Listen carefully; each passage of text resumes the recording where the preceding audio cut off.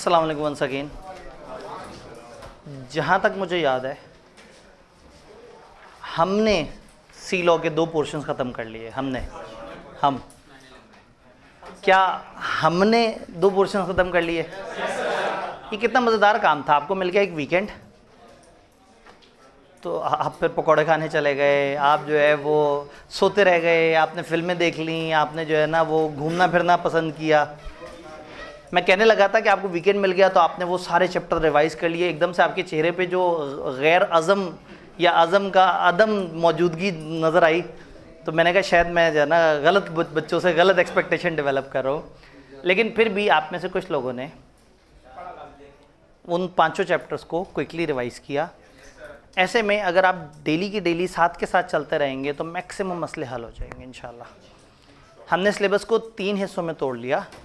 पहले हिस्से में हमने 1 to 5 और 9-11 वाले 2 पोर्शन ख़त्म कर लिए, 15 से 20 नंबर और 15 से 20 नंबर के।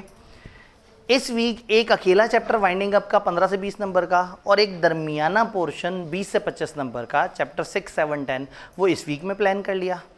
फिर आपको 3-4 दिन छुट्टी होंगे मिल जाएंगे और फिर उसके बाद नेक्स्ट वीक में इसी तरह से आखिरी 3 दिन इकट्ठे होंगे और उसमें इंशाल्लाह ताला हम आखिरी जो पोर्शन है जो 20 से 30 नंबर का पोर्शन है मीटिंग डायरेक्टर और अदर ऑफिसर वाला, हम वो ख़त्म कर रहे होंगे इंशाल्लाह।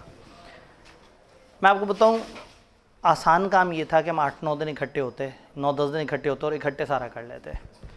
इस दफ़ा मैंने ये तजर्बा किया है कि मैं इसको तोड़ के कर रहा हूँ। मैंने शायद बताया था कि लास्ट टाइम कंपनी लॉ हमने 7 या 8 दिन लगातार, शायद 7 दिन थे, 7 दिन लगातार किया था, पूरे सिलेबस को ख़त्म किया था। तो सिलेबस तो हम ख़त्म कर लेते हैं और मतलब मज़ा भी आता है कि पूरे फ्लो में पूरा सब्जेक्ट समझ आ गया, लेकिन उसके बाद बच्चे बड़े दिन तक उसको साथ साथ रिवाइज़ करते रहते हैं। तो इस दफ़ा ये तजर्बा करके देख रहे हैं कि अगर हम उसको 3 हिस्सों में तोड़ लेंगे तो क्या लोग साथ साथ करेंगे। अगर ये नज़र आया कि 3 हिस्सों में तोड़ने से ये होता था कि फिर वो आहिस्ता आहिस्ता दूर हो जाते थे सब्जेक्ट से और फिर दोबारा से याद आता था कि हम तो कुछ पढ़ रहे थे, तो फिर मामला थोड़ा और तरह का होगा। तो इसलिए ना इस सेशन के एंड पे जो है आपसे फीडबैक चाहिए होगा, उससे पता लगेगा। हर अगले दिन गिरती हुई तादाद से ये तो पता लग गया है कि इतना ईजी हो गया है, रिलैक्स हो गया है कि आप कह रहे हैं फिर चलो ऐसा कौन सा मसला।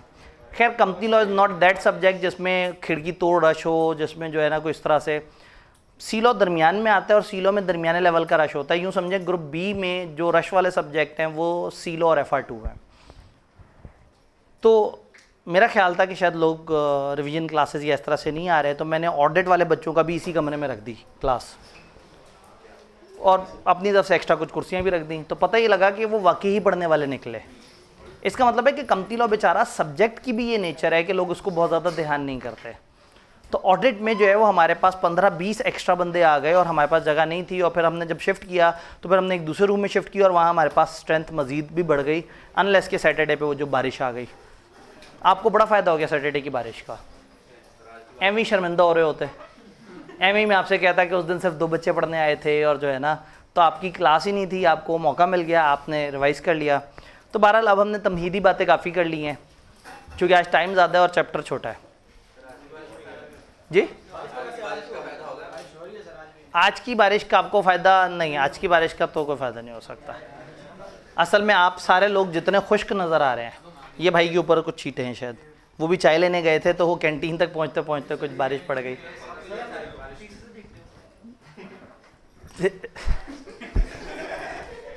इन्होंने कहा ये पहले से भीगते हुए, मतलब मैं अल्फाज थोड़े से बदल लेता हूँ। इन्होंने कहा ये पहले से भीगते हुए आ रहे हैं, यानी कि मतलब अभी नहीं भीगे, सुबह के करीब, दोपहर के, मतलब इस लेक्चर से को 2-3 घंटे पहले से भीगे। ठीक है, हाँ असल में वो गलतफहमी जनरेट हो रही थी, वो भाई ने बड़ा लूज़ जुमला दे दिया था। तो ये बड़े पहले से जो है वो सुबह के करीब जो है बारिश में भीग गए और उसके बाद जो है वो फिर, तो अगर सुबह के वक्त आप बारिश में भीग गए तो मेरी क्लास का क्या कसूर भाई। मुझे अगर क्लास में यहाँ बच्चे नज़र आते सर्दी से ठिठर रहे होते, बारिश में बरसती बारिश में आए थे बेचारे, तो मुझे उन पर तरस आ जाता, फिर उन बच्चों को चाय पिलाई जाती। सैटरडे को बहुत सारी क्लासों में चाय पिलाई गई है। इवन वो बिजनेस लॉ का वो जो ठाठे मारता समंदर होता है पीछे वाले कमरे का, उधर जितने बच्चे थे उनको भी चाय पिलाई गई कि वो बारिश में आए थे। तो इंशाल्लाह ताला उन्होंने कहा सर आप 2 मिनट दें, हम ज़रा जल्दी से भीग के आए।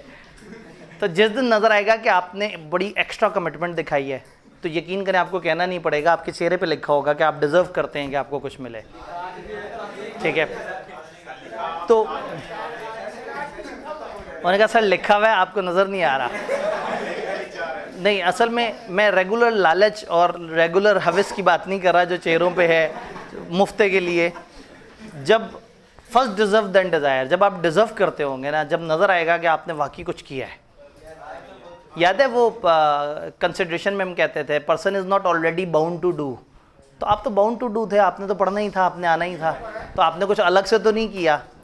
हाँ, लेकिन अगर एक ऐसी अलग से क्लास थी और उसके लिए अलग से आप भीगते हुए, लड़ते हुए, जंग लड़ते हुए पहुँचे, ये देखें कुछ चक्कर नहीं है। इसका मतलब है ये सिर्फ अफसानवी सी बारिश है, कोई बारिश नहीं हो रही, या हो रही है तो इस वक्त नहीं हो रही और आप लोगों को उसका इम्पैक्ट नहीं आया।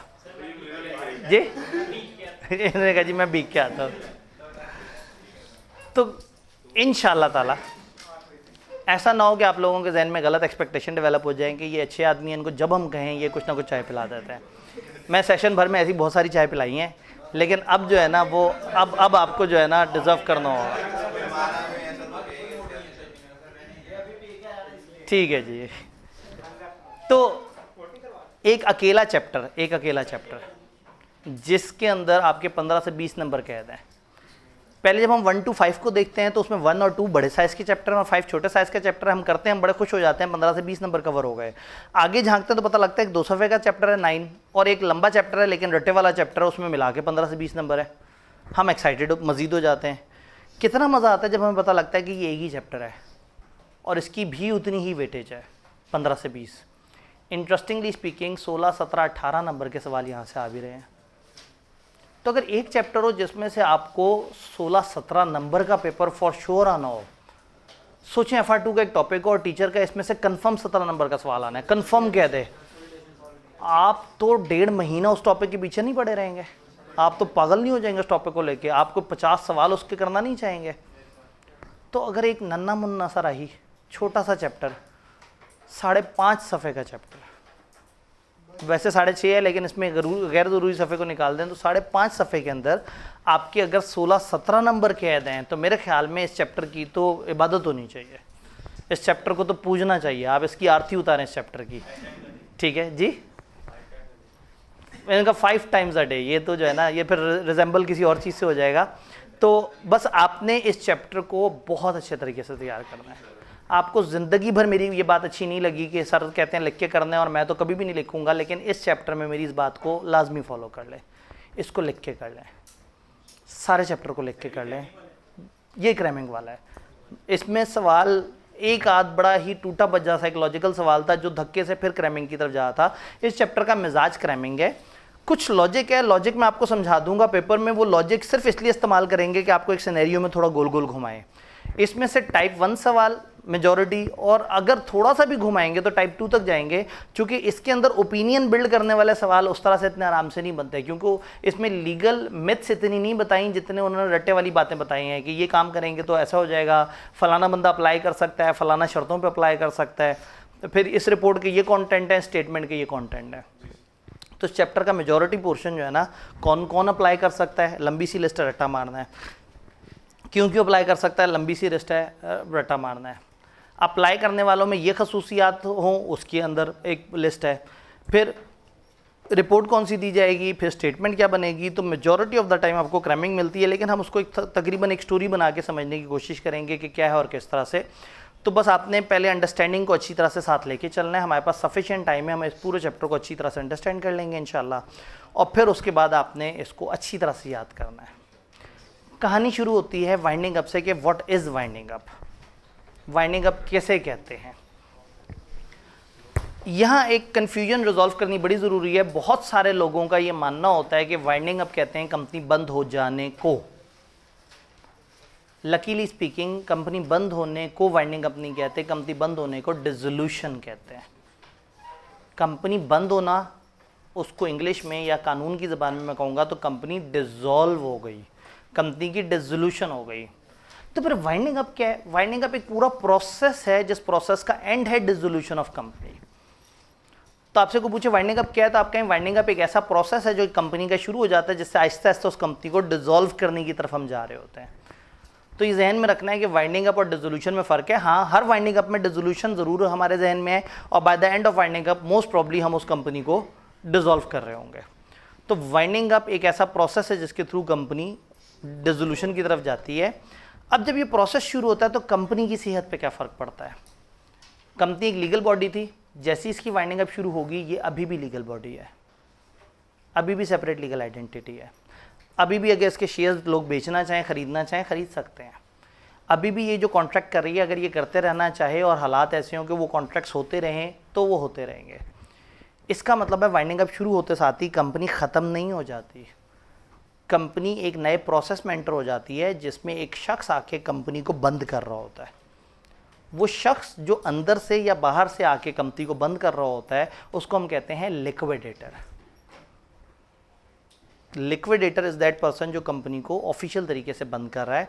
ऑफिशियल तरीके से बंद करने का मतलब क्या है कि कंपनी के एसेट्स की असेसमेंट होगी, उन एसेट्स को एक एक करके बेचा जाएगा, कंपनी की लाइबिलिटीज़ की असेसमेंट होगी, कौन कौन सी लाइबिलिटीज़ हैं उनको एक एक करके पैसे दिए जाएंगे, उनकी रैंकिंग होगी, पहले ये ज़रूरी हैं, फिर ये ज़रूरी हैं, फिर ये ज़रूरी हैं। ये करते करते करते एंड पे अगर तो सारी लाइबिलिटीज़ पे हो गई और बच गए पैसे तो वो बांट दिए जाएंगे मेंबर्स में और कंपनी को ऑफिशियली बंद कर दिया जाएगा। और अगर बांटने के बाद कुछ लाइबिलिटीज़ बच गई तो देखेंगे लाइबिलिटी लिमिटेड थी या नहीं थी, और अगर लिमिटेड थी तो क्या मेंबर्स के ज़िम्मे कुछ कंट्रीब्यूट करना है। कंपनी हैविंग शेयर कैपिटल में मेंबर्स कंट्रीब्यूट करते हैं तब जब उन्होंने अनपेड अमाउंट रखी हुई हो। गारंटी लिमिटेड में भी कंट्रीब्यूट करते हैं कब? जब गारंटी दी हो। तो इसका मतलब है कि ये हमारे फिर कंट्रीब्यूट करने वाले कंट्रीब्यूट करेंगे, उससे मज़ीद हम पैसे देंगे। अगर फिर भी नहीं दे सकते तो हम उन बंदों से कहेंगे भाईजान हमें माफ़ कर दें, हमारी एक लिमिटेड लाइबिलिटी कंपनी थी, हमने कंपनी भी ख़त्म कर दी और जो जो मेंबर जिधर जिधर तक लायबल था हमने पैसे दे दिए हैं, अब इससे आगे हम कुछ नहीं कर सकते, आप हमें इंसॉल्वेंट समझ लें। तो कंपनी बंद हो जाएगी without paying the rest of the amounts. तो ये जो प्रोसेस शुरू करवाया लिक्विडेटर ने और एंड करवाया और उसके बाद कंपनी को कागज़ों में जाके बंद कर दिया, ये पूरा प्रोसेस है वाइंडिंग अप। वाइंडिंग अप में कंपनी की इंतज़ामिया बदल जाती है, एक नया शख्स आ जाता है लिक्विडेटर, वो इंतज़ामिया संभाल रहा होता है। कंपनी के मेंबर्स के अलाना ख़त्म हो जाते हैं, उनको एक नया नाम दे देते हैं हम कॉन्ट्रीब्यूटरीज। कॉन्ट्रीब्यूटरीज वो लोग हैं जिनको वाइंडिंग अप के एंड पे या तो पैसे मिलने हैं या वाइंडिंग अप के एंड पे उनसे पैसे मांगे जा सकते हैं। कितने मांगे जा सकते हैं? उतनी जितनी उनकी लायबिलिटी थी।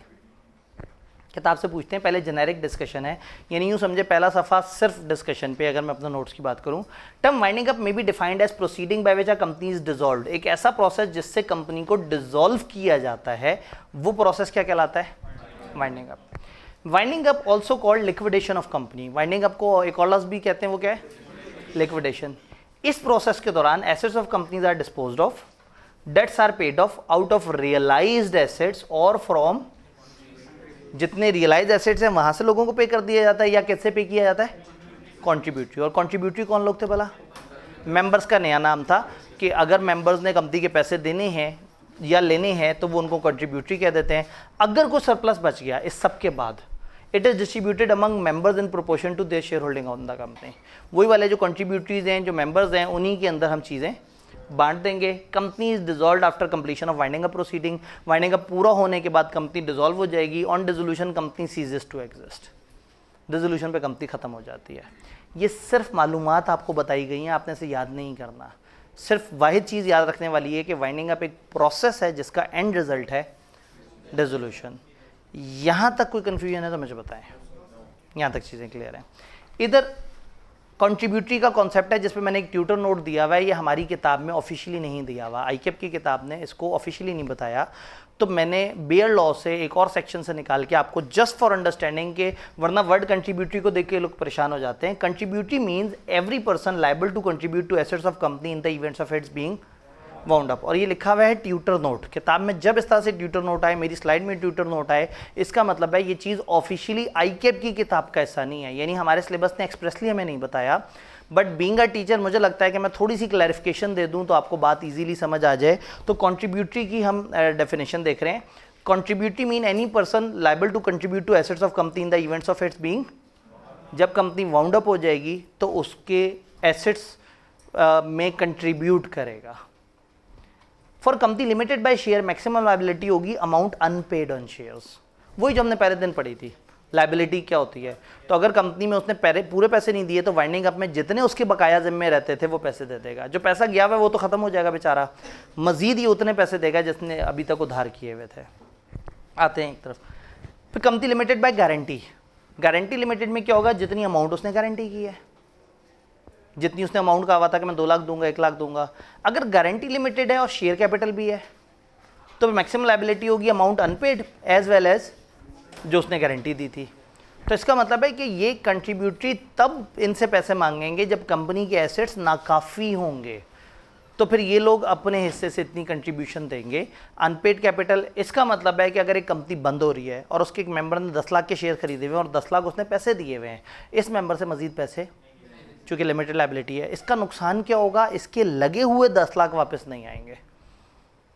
तो ये उस मेंबर की तरफ से लायबिलिटी है, लेकिन उससे ऊपर उससे अलग से पैसे नहीं मांगे जाएंगे। भाई कुछ पूछना चाहता है? जी, आज की डेट में ये रूल है, 1984 से पीछे ये रूल होता था कि आप उधार कर सकते थे। तो मजबूरी ये है कि हम कंपनी लॉ ने सारी कंपनियों को स्वीकार कर लिया, जो मौजूदा लॉ में रजिस्टर हुई उनको भी एक्सेप्ट कर लिया, और जो उससे पिछले लॉ में रजिस्टर थी उनको भी एक्सेप्ट कर लिया। तो इसलिए इन बेचारों को जगह जगह इस चीज़ का अभी भी तस्करा करना पड़ता है कि अगर किसी के ज़िम्मे कोई उधार हो, यानी अगर कोई पुरानी कंपनी वाइंड अप हो रही हो तो फिर ये वाला पॉइंट वैलिड होगा। तो आज की कंपनी में सीधी सी बात है, अनलिमिटेड कंपनी के मेंबर तो फुली लायबल होंगे, लिमिटेड बाय गारंटी की अपनी गारंटी अमाउंट तक लायबल होंगे, और लिमिटेड बाय शेयर में चूंकि आज की डेट में फुल पेड अप कैपिटल का कॉन्सेप्ट है, तो जो 1984 से ऑनवर्ड जितनी भी कंपनियां बनी हैं उसमें मेंबर्स को मजीद पैसे नहीं देने पड़ेंगे, क्योंकि उन्होंने शुरू में ही पूरे पैसे दे दिए होंगे। तो कॉन्ट्रीब्यूटरी और ये जो सामने जो डिस्कशन है, जो बेसिक्स हमने पढ़ी हैं, उसमें कोई कन्फ्यूजन? जी,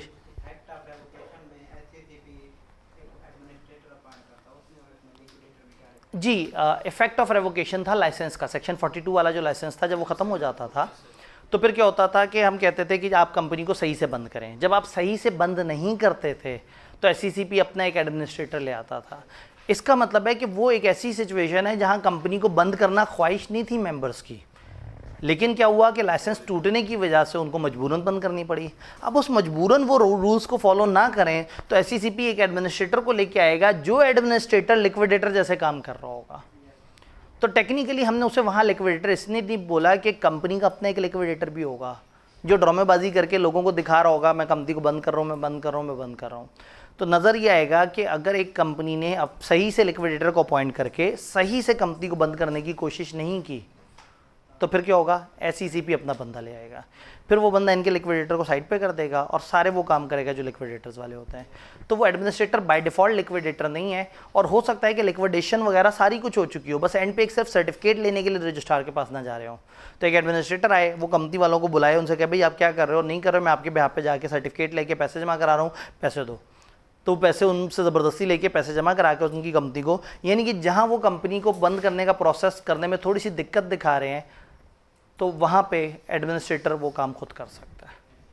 डन जी।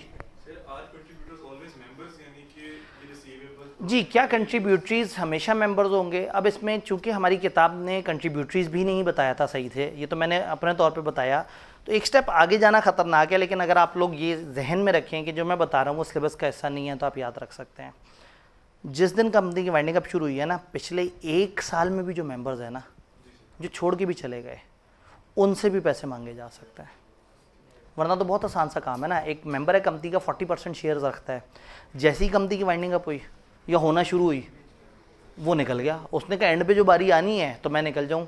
तो वाइंडिंग अप में एक रेलेवेंट डेट होती है जिस दिन वाइंडिंग अप का काम शुरू हुआ होता है, उससे पिछले 1 साल तक भी जो शख्स भी इन कंट्रीब्यूटरी की डेफिनेशन पे रहा है, अब वो आज कंपनी को छोड़ के भी जा चुका है। एक बंदे ने गारंटी दी थी 2 लाख की और एन मौके पे छोड़ के भाग गया, तो जो पिछले 1 साल में लोग थे वो भी कंट्रीब्यूटरीज कहलाएंगे। जस्ट फॉर अंडरस्टैंडिंग बता रहा हूँ, वरना क्या होगा, चीज़ें तबाही की तरफ जा रही होंगी, बिल्कुल आखिरी स्टेप तबाही का आने वाला होगा, अचानक से आप डायरी उठा के निकल जाएंगे कहीं पे भी, और कुछ लोग आके चलाने की कोशिश करेंगे, उनसे चलेगा नहीं, तो आप कहेंगे लो जी मैं तो अच्छा चला रहा था, इन्होंने ख़राब कर दिया।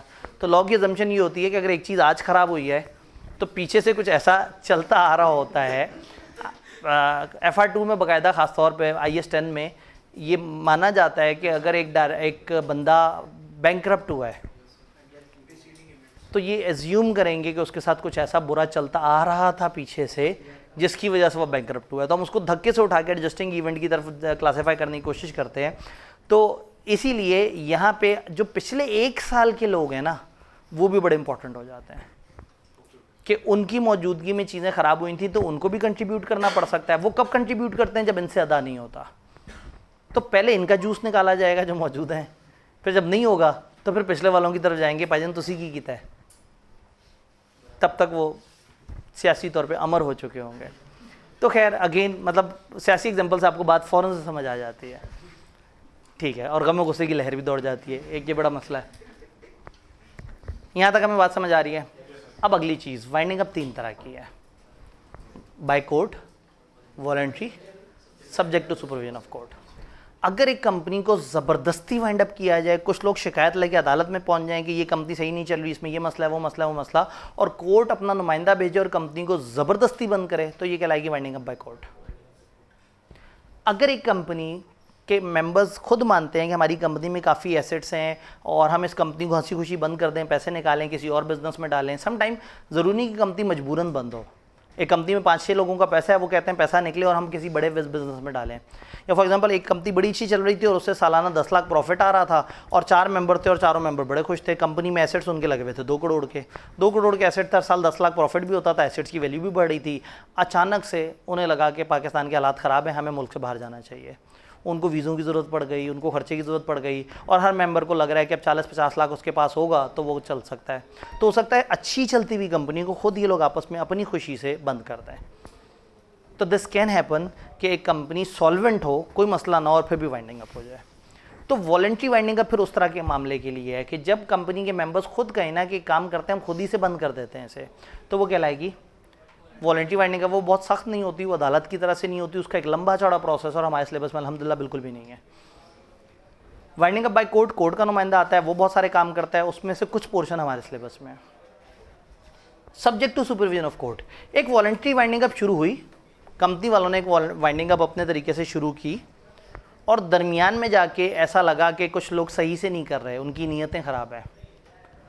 अदालत के पास शिकायत गई, अदालत ने आके देखा कि ये है तो वॉलंटरी वाइंडिंग अप लेकिन सही नहीं चल रही, तो कहेंगे ठीक है तुम लोग वाइंडिंग अप करते रहो लेकिन हम सर पे आके बैठे हुए हैं, तुम हमारे साए में रह के वाइंडिंग अप करो, हम जैसे बताएं उस तरह से वाइंडिंग अप करो। अब अगेन ये तीनों वाइंडिंग अप समझाने के लिए जब हम सियासी बात करते हैं जिससे बात इजीली समझ आ जाती है, तो वाइंडिंग अप बाय कोर्ट कहते हैं मार्शल लॉ की हुकूमत को, जिसमें कोई पावरफुल इंसान पावरफुल तरीके से अपने तरीके से चीज़ों को चला रहा होता है। तो वाइंडिंग अप बाय कोर्ट में अदालत एक पावरफुल इंसान जो पावरफुल तरीके से चीज़ों को चला रहा है। कोई डेमोक्रेटिक गवर्नमेंट, ऐसी गवर्नमेंट जिसमें सिर्फ डेमोक्रेसी हो, जिसमें वाकई ही एक असल डेमोक्रेसी हो और ये लोग सिर्फ अपने तरीके से काम कर रहे हो, तो हम कहेंगे ये वॉलंटरी है, इसमें ताकत वाले इन्वॉल्व नहीं है, ये अपनी पर्सन से कर रहे हैं। हो सकता है गवर्नमेंट डेमोक्रेटिक हो लेकिन सर पे साया हो, सर पे आशीर्वाद हो, ठीक है, किसी ऐसे शख्स का जिसको कभी आपने बहुत टूट के चाहा हो, ठीक है, और जैसे ही उसने साया हटाया हो, थोड़ी सी बारिश पड़ गई हो तो आपको बहुत बुरा लगना शुरू हो गया हो। तो वाइंडिंग अप अंडर सुपरविजन, ये समझ आया कि सामने डेमोक्रेसी है और आशीर्वाद मार्शल लॉ का है। तो जहाँ प्योर मार्शल लॉ है वो वाइंडिंग अप बाय कोर्ट है, जहाँ प्योर डेमोक्रेसी है वो वॉलंटरी है, और जहाँ दिखने में डेमोक्रेसी है और असल में मार्शल लॉ है वो सब्जेक्ट टू सुपरविजन, ठीक है। ज़्यादातर हमारी गवर्नमेंट जो है ना, जैसे उन्होंने कहा पीडीएम, सिर्फ एक थोड़ी, मेजॉरिटी ऑफ द गवर्नमेंट्स इस तरीके से काम करती हैं। वॉलंटरी हमें उस तरह से मिल ही नहीं पाई, और मार्शल लॉ के दौर में हमने तरक्कियाँ की हैं। तो हमारे यहाँ तो डेमोक्रेसी वैसी फ्लॉप हो गई, बेचारी आने से पहले ही मर जाती थी। तो ये तीनों फॉर्म समझ आ रही हैं। बाकी 2 फॉर्म पे ज़्यादा बात नहीं की, किताब ने एंड पे चलेंगे। सबसे पहले हमारी डिस्कशन है बाय कोर्ट पे। तो ये पहला सफ़ा जो पूरा आपके किताब में मौजूद है, सिर्फ आपने पढ़ के मुस्कुरा देना है। इसमें इंट्रोडक्टरी बातें हैं, सीधी सी बातें हैं, और ट्यूटर नोट था। जब वाइंडिंग अप बाय कोर्ट शुरू होता है तो ये भी एक ट्यूटर नोट से शुरू होता है, जिसे आपको किताब में कुछ और डिलीट करने का फिर मौका मिल जाता है। तो ये 6.5 सफ़े की किताब को फिर मैं कह देता हूँ कि ये 5.5 सफ़े की बन गई। या समझे 7 सफ़े के नोट्स में से ये 1.5 सफ़ा माइनस हो गया और आपके पास सिर्फ 5.5 सफ़े वैसे बच गए जो लिख के रट्टा मारने वाले हैं। Winding up by court, winding up में ना एक पूरा एक प्रोसेस है। वाइंडिंग अप शुरू होती है एक पेटिशन से। ट्यूटर नोट का मतलब है आपने ये लिस्ट याद नहीं करनी, लेकिन मैं चाह रहा हूँ कि हम अपने टॉपिक्स को एक फ्लो में समझ लें, आपको पूरी कहानी समझ आ जाए कि हो क्या रहा है। कहानी समझ आ जाए तो पेपर में लॉजिकल सवाल भी आप आंसर कर लेंगे, और रटा तो माशाल्लाह आप लोगों का है ही बड़ा तूफानी। पेटिशन फॉर वाइंडिंग अप, सबसे पहले क्या होगा, वाइंडिंग अप की एक दरखास्त आएगी। कुछ लोग किसी वजह से अदालत में दरखास्त देंगे, इस स्टेप को अलग से पढ़ेंगे, वो कौन लोग हैं और वो क्या रीजंस हैं जिस पर दरखास्त देते हैं, और दरखास्त देते हुए कौन सी शराइत हैं जिनको फॉलो करते हैं। तो सबसे पहले एक पेटिशन आएगी अदालत में दरखास्त। फिर क्या होगा, सेकंड स्टेप को भी मैं साइड पे कर देता हूँ, अदालत दे देगी वाइंडिंग अप का ऑर्डर और लिक्विडेटर को अपॉइंट कर लेगी। क्योंकि अदालत की तरफ से अपॉइंट हुआ है तो उसको लिक्विडेटर नहीं बोलेंगे, ऑफिशियल लिक्विडेटर बोलेंगे। बाकी केसेस में लिक्विडेटर को लिक्विडेटर बोलते हैं, लेकिन जब अदालत लेके आती है एक प्रॉपर तरीके से तो हम उसको बोलते हैं ऑफिशियल। तो पेटिशन दायर हुई वाइंडिंग अप की, अदालत एक ऑफिशियल लिक्विडेटर को लेके आई, वाइंडिंग अप का ऑर्डर दिया। फिर जब लिक्विडेटर आएगा, जब कंपनी में पहुंचेगा ना, अब ये बाहर का बंदा है जिसको चार्ज दिया है कि ये कंपनी है, इसमें सैकड़ों लोग हैं, तुम जाके इस कंपनी पे कब्जा कर लो और जाके इस कंपनी की एसेट्स बेचना शुरू कर दो। तो जो बाहर से बंदा है उसे कंपनी के बारे में बहुत ज़्यादा नहीं पता, वो आएगा और कंपनी के चंद करता धरता जो उस वक्त तक होंगे, जो director, chief executive, employees, top level के लोग, उनसे कहेगा भाई मुझे कंपनी की स्टेटमेंट ऑफ अफेयर्स दो। अकाउंट्स से बड़े लेवल की चीज़ है स्टेटमेंट ऑफ अफेयर्स, कि मुझे बताओ कंपनी में चल क्या रहा है। तो फिर वो बताएंगे इतने एसेट्स हैं, इतनी लाइबिलिटीज़ हैं, इतने लीगल केसेस हैं, ये हमारे अकाउंट्स हैं, ये हमारा प्रॉफिट है, ये हमारी परफॉर्मेंस है, ये इस लोकेशन पे ये लोग मौजूद हैं, यहाँ इन्वेंट्री पड़ी हुई है, यानी ये कंपनी की सारी इन्फॉर्मेशन दे देंगे वो इसे एक स्टेटमेंट में, जो क्या कहलाएगी, स्टेटमेंट ऑफ अफेयर्स। जब इसको स्टेटमेंट मिलेगी तो ये स्टेटमेंट को पकड़ के अपने खास फॉर्मेट पे एक रिपोर्ट बनाएगा और अदालत को रिपोर्ट देगा कि मैंने कंपनी को टेक ओवर कर लिया है, कंपनी के सारे मामलात मेरे पास आ चुके हैं, कंपनी ने मुझे सारी इन्फॉर्मेशन दे दी है, उस इन्फॉर्मेशन की बेस पे मेरा ये स्कोप है। वो अदालत को बताएगा मुझे इतने एसेट्स, इतनी लाइबिलिटीज, इतनी चीज़ों की लिस्ट मिली है, ये अब मैं इन चीज़ों पे काम करने लगूँ और मैं इन चीज़ों को बेचने की कोशिश करूँगा और कंपनी के पैसे अदा करने की कोशिश करूँगा। तो यूँ समझे कि स्टेटमेंट ऑफ अफेयर्स को पकड़ के उसकी ही फॉर्मेट को थोड़ा सा गोल मोल घुमा के ये अपनी एक रिपोर्ट बनाएगा और रिपोर्ट दे देगा कोर्ट को। कोर्ट ऐसे ओके का सिग्नल दे देगी, कोर्ट कहेगी ठीक है जी तुमने अब हमें रिपोर्ट दे दी, ये एसेट्स तुम्हारे ज़िम्मे, अब ये तुमने बेचने हैं, साल का तुम्हारे पास टाइम है, साल तक ना कर सके कंपनी को वाइंड अप तो फिर तुम्हें सज़ा होगी। चूँकि अदालत की पावर है तो साल तक इसने कंपनी को वाइंड अप करना है। अब क्या होगा, वाइंडिंग अप के प्रोसीजर शुरू हो जाएंगे। वाइंडिंग अप के काम क्या होंगे, चीज़ें बेच रहा होगा, मीटिंग्स कर रहा होगा, क्रेडिटर्स के साथ, फलाना के साथ, सिक्योरिटी रिलीज़ करा रहा है, बैंक से बातचीत कर रहा है, हो सकता है कोई ऐसी फैक्ट्री यूनिट वगैरह हो जो चल रहा है और अच्छा चल रहा है, प्रॉफिट आ रहा है, तो हो सकता है उसको चलता रहने दे, हो सकता है कुछ चीज़ें बंद करवा दे। अब ये कंपनी को ऑल इन ऑल है, ये कंपनी को भी चलाएगा बंद होने तक और वाइंडिंग अप के लिए काम भी करेगा।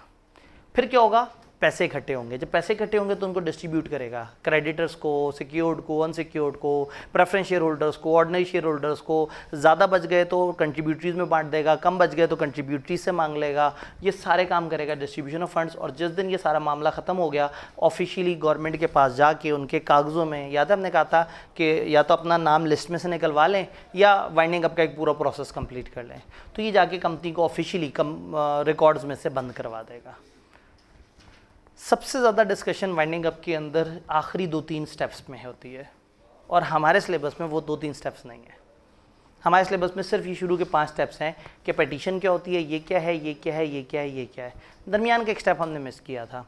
वाइंडिंग अप की दरखास्त है यहाँ, और अदालत ने ये डिसीजन लेना है तकरीबन 120 दिनों के अंदर अंदर लेना होता है।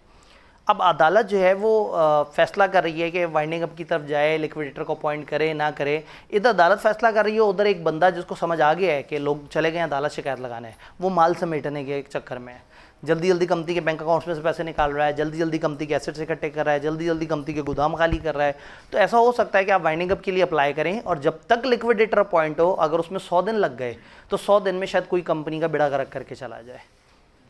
तो रूल ये है कि वाइंडिंग अप के लिए अप्लाई करते हुए अगर आप इस तशवीश का इजहार करते हैं, आप कहते हैं हमारी कंपनी शायद सही हाथों में नहीं है, तो आप लिक्विडेटर जब मर्जी अपॉइंट करें, लेकिन फ़िलहाल कम अज़ कम एक कायम मकाम को भेज दें। तो क्या होगा, अदालत भेज देगी एक प्रोविजनल मैनेजर को। वाइंडिंग अप की पिटीशन जब आपने दायर की तो उसी वक्त एक बंदा आके कंपनी में चीज़ों को संभाल लेगा और इंतज़ार करेगा वाइंडिंग अप का ऑर्डर आता है या नहीं आता। तो ये जाके मोटे मोटे काम कराना शुरू कर देगा, रिकॉर्ड्स वगैरह, ये वो सारे हिसाब किताब, कागजी शागजी कार्रवाइयाँ पूरी करना शुरू कर देगा। जैसे ही अदालत ने ऑर्डर जारी किया वाइंडिंग अप का, अदालत चाहे तो इसी को कह दे आज से तुम ऑफिशियल लिक्विडेटर हो, और चाहे तो इसकी जगह एक दूसरा बंदा आ जाए, दूसरे बंदे को सारी इन्फॉर्मेशन दे और चला जाए। तो मकसद ये है कि पेटिशनर जो है वो अगर कोर्ट को कहते हैं तो कोर्ट एक बंदा प्रोविजनल मैनेजर के तौर पे अपॉइंट कर सकता है उनके लिए, और वो प्रोविजनल मैनेजर जो उतने अरसे तक के लिए उनकी सारे जो चीज़ें हैं उनको हिफाजत कर रहा होगा। यहाँ तक कोई सवाल? अभी हमने ऊपर के 5 स्टेप्स को बहुत डिटेल से देखना है।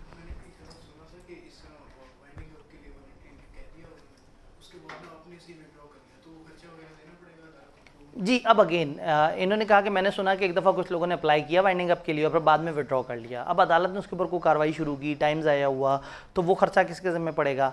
अदालत क्या करती है जब उसे कुछ मशकूक लगती है ना सिचुएशन, फॉर एग्जांपल एक क्रेडिटर आके गए कि इस कंपनी को देखिए ज़रा, इसको वाइंड अप करें। वो पूछे क्यों? वो कहे जी ये मेरे से पैसे मांग रहे हैं और मुझे लग रहा है कि ये जो है ना सही लोग नहीं है और उनको वाइंड अप होना चाहिए। तो अदालत कुछ केसेस में सिक्योरिटी भी मांग लेती है, खासतौर पे जो कंटिजेंट और प्रोस्पेक्टिव क्रेडिटर्स होते हैं इनसे तो सिक्योरिटी मांग ली जाती है कि अच्छा आप कहते हैं कंपनी की हालात ख़राब है, हमें सिक्योरिटी दे दें। अगर तहकीकात में नज़र आया कि कंपनी के हालात ठीक हैं तो जो खर्चा हमारा हुआ है वो आपकी सिक्योरिटी में से काट लेंगे। तो अदालत के पास यहाँ बहुत डिस्क्रिशन है, यहाँ पर सारा काम अपने मर्जी से कर सकती है।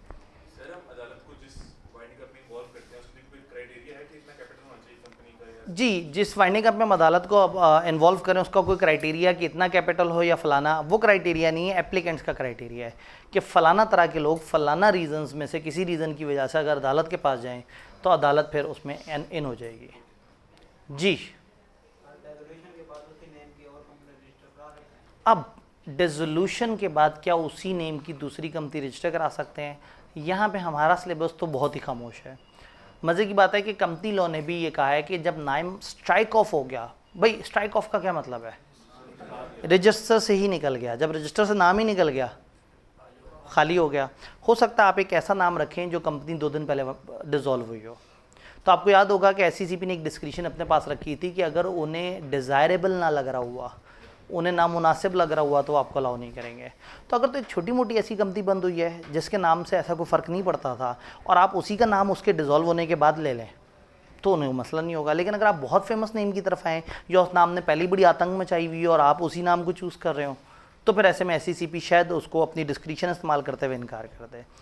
कहने का मतलब है कि रजिस्टर से स्ट्राइक ऑफ होने का मतलब ही नाम का ये है कि वो नाम अब दोबारा से अवेलेबल हो गया है, वो नाम ही फौत हो गया, नाम को उठा के आपने कचरे में फेंक दिया। वरना रजिस्टर में पड़ा रहे हमारा क्या कर रहा है, उसके आगे लिख दें वाइंड अप हो गया।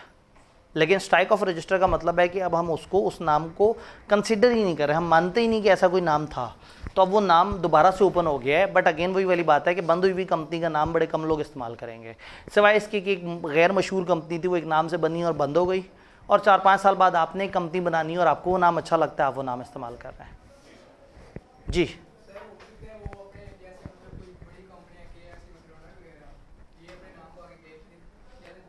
जी, ऐसा हो सकता है कि ये कंपनी, इन्होंने कहा एक कंपनी अगर है और वो बंद होने लगी है तो हो सकता है वो अपना नाम बेच दें।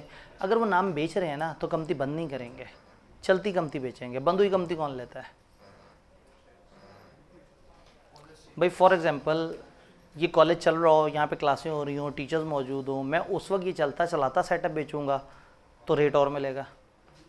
और अगर फ़र्ज़ करें 6-8 महीने तक क्लासें नहीं होती, सब कुछ यहाँ जगह जगह जाले लगे हुए हैं, कुर्सियों पर मट्टी पड़ी हुई है, अब चीप एसेट्स बस बहुत ही ख़राब हालत में, और मैं कहूँ किसी को कि हाँ भी मेरे से सेटअप ले लो, तो क्या वो ज़्यादा पैसे देगा? बंद हुई हुई चीज़ के ज़्यादा पैसे नहीं मिलते। तो इसलिए अगर कोई कंपनी चाहती है कि अपना नाम किसी और को सेल करे तो वो वाइंडिंग अप की तरफ नहीं जाएगी, वो खुद ही से अपनी शेयर होल्डिंग में चेंज कर लेंगे। इसको लॉ की ज़बान में कहते हैं रिकंस्ट्रक्शन। वो मेजॉरिटी मेंबर्स दूसरे इन्वॉल्व करके उनको शेयर ट्रांसफ़र करेंगे और ख़ुद निकल लेंगे, उनसे कहेंगे तुम चलाओ ये कंपनी। All done. अब इन स्टेप्स की तरफ आते हैं। सबसे पहला और सबसे lengthy step, petition for winding up. वो कौन से सर्कमस्टांसेस हैं जिसमें कंपनी वाइंडिंग अप की तरफ अप्लाई कर सकती है? एक लिस्ट दी हुई है लॉ ने, और इस सफ़े से पेट नहीं भरता, अगले सफ़े पे भी सारे पॉइंट्स हैं और उस अगले सफ़े पे भी थोड़े से हैं। किन सिचुएशन में कंपनी की वाइंडिंग अप की दरखास्त दी जा सकती है? मैं ये नहीं बोल रहा कि कौन कौन इन केसेस में दरखास्त दे सकता है, अभी मैं सिर्फ ये बता रहा हूँ कि व्हाट आर द पॉइंट्स जिस पे शिकायत हो सकती है। मैं ये नहीं कह रहा अगर ये होगा तो वाइंड अप हो जाएगी कंपनी। ये वो पॉइंट्स हैं जिनको बेस बना के कोई शिकायत कर सकते हैं, यानी शिकायत किसी एम पॉइंट पे नहीं होगी, इनमें से किसी पॉइंट पे होगी। पॉइंट्स क्या हैं? कंपनी ने खुद ही से स्पेशल रेजोल्यूशन से मेंबर्स ने मिलकर तय कर लिया भाई हम तो वाइंडिंग अप कराएंगे अदालत की तरफ से, यानी कंपनी वाले ही मेजॉरिटी ऑफ द मेंबर्स मान गए कि भाई हमारा आपस में तो झगड़ा चल रहा है, अब हम एक दूसरे पे भरोसा भी नहीं कर रहे, हम वॉलंटरी वाइंडिंग अप की तरफ नहीं जाना चाह रहे, हम जाएंगे बाय कोर्ट। तो एक सर्कमस्टांस ये हो सकता है कि कंपनी वाले खुद ही मान गए हैं कि हमने वाइंडिंग अप की तरफ जाना है। Default is made in holding stretchy meeting, stretchy meeting नहीं की कंपनी ने, ये इतना बड़ा गुनाह है कि वाइंडिंग अप हो सकती है।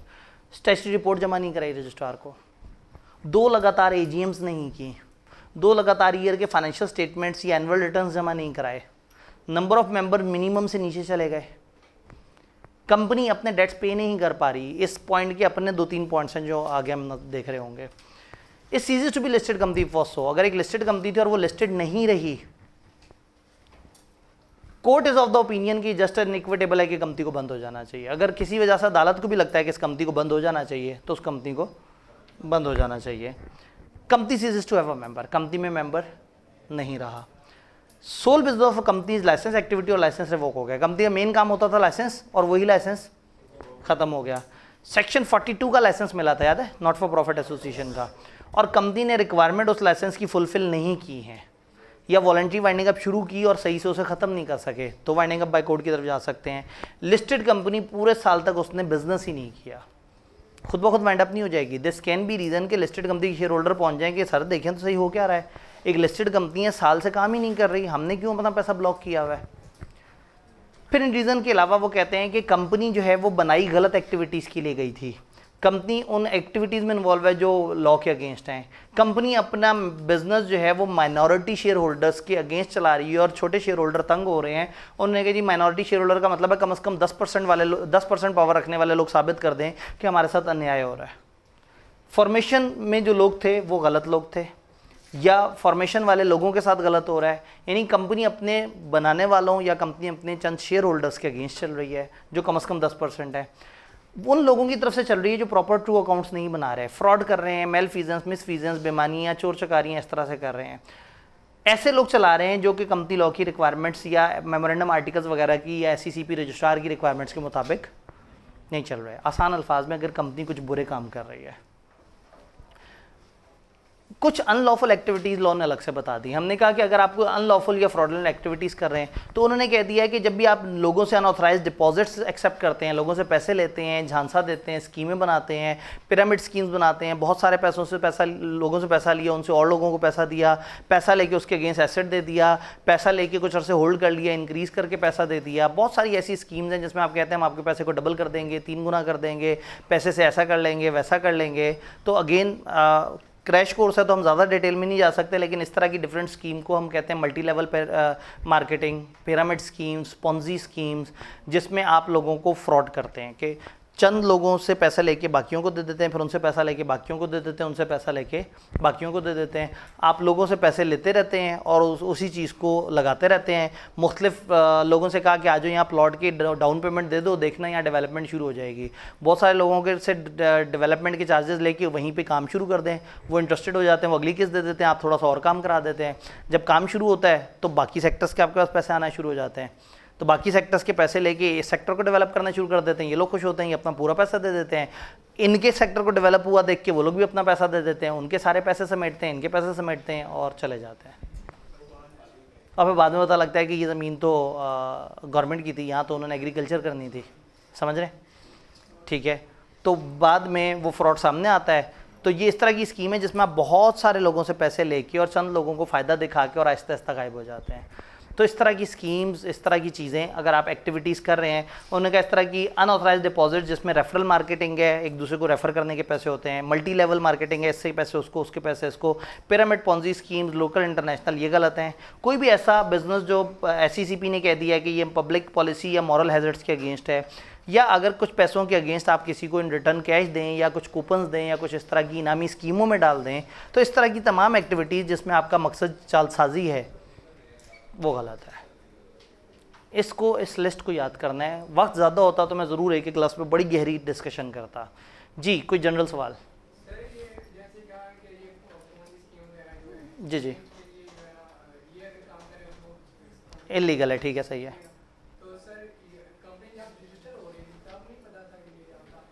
जी, पहली बात ये है कि कंपनी जब रजिस्टर हो रही थी उस टाइम पे कंपनी ने नहीं बताया था हम ये काम करेंगे। कंपनी तो कोई भी बिजनेस कर सकती है। तो जैसे ही कंपनी किसी इस तरह के बिजनेस में इन्वॉल्व हुई और समझ आया कि अब ये क्या करने लगे हैं, एक कंपनी ने कहा जी हम लोग रियल एस्टेट का काम करेंगे। अब एससीसीपी को उस वक्त उनकी इंटेंशन तो नहीं पता था रजिस्ट्रेशन के वक्त, तो अगर बाद में वो इस तरह की स्कीम्स में इन्वॉल्व हो जाए तो this can be the reason जिस पे वाइंडिंग अप हो सकती है। शुरू में पता होता तो रजिस्टर ना करते, रजिस्ट्रेशन के बाद पता लगा है तो वाइंडिंग अप की तरफ जा सकते हैं। और वो भी तब जाएंगे जब कोई शिकायत करेगा कि किसी ने शिकायत नहीं की तो फिर अदालत वाइंडिंग अप नहीं कर रही। लिस्ट ऑफ थिंग्स जी।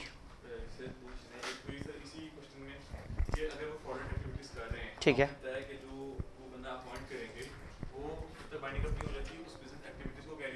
ठीक है जी। हमने कहा कि वो जो बंदा अपॉइंट होगा वो आने के बाद जो है वो बिज़नेस को तब तक कंटिन्यू करेगा जब तक डिसॉल्व नहीं हो जाता। हमने कहा था बिज़नेस के उन यूनिट्स को कंटिन्यू करेगा जहाँ उसे फ़ायदा नज़र आ रहा होगा।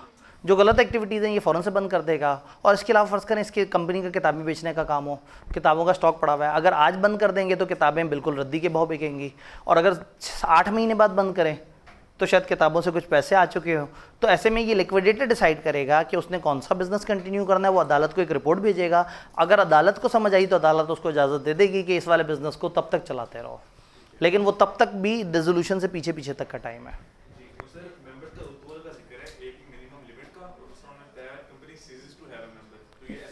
जी, यानी कि अगर एक कंपनी के सारे मेंबर ख़त्म हो गए, एक कंपनी उसके सारे मेंबर्स का एक्सीडेंट हो गया, तो किसी को पता लगा उन एप्लीकेंट्स में से, वो गया उसने कहा भाई कंपनी में बंदे ख़त्म हो गए, बंद कर दें इसे।